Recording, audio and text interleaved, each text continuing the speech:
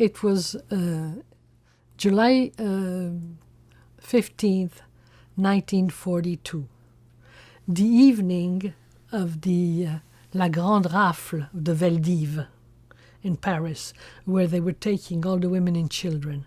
The men had been taking the year before.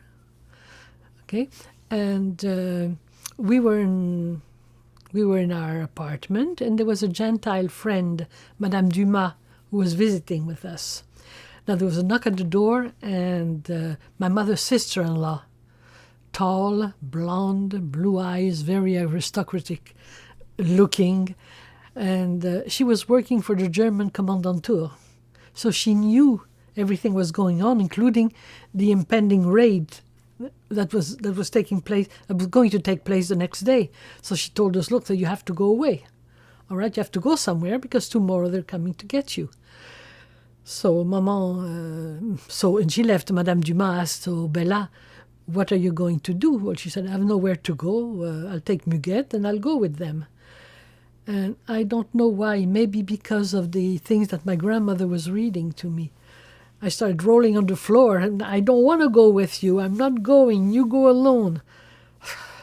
So I was becoming hysterical. So Madame Dumas said, you know what, Bella? She says, why don't you come and sleep in my house tonight? So they took the, both with a scissor and undid the yellow star. Madame Dumas put it in her bra. And we all headed for her apartment. And that we took the metro.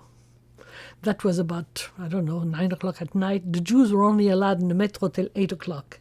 The Parisian till 10. So we sat in the metro. And I don't know if you've ever been to the Paris metro. So, flanking each door, there was a seat, a strapontin. So I was sitting on one of them, and on the other side, and on the other one, there was an old gentleman. My mother and Madame Dumas were sitting together.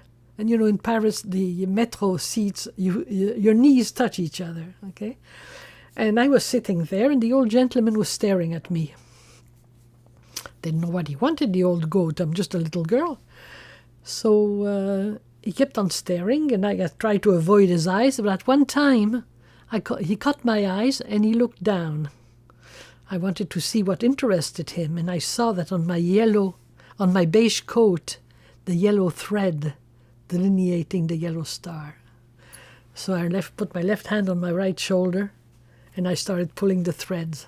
The gentleman got up at the next stop, and I never knew who he was.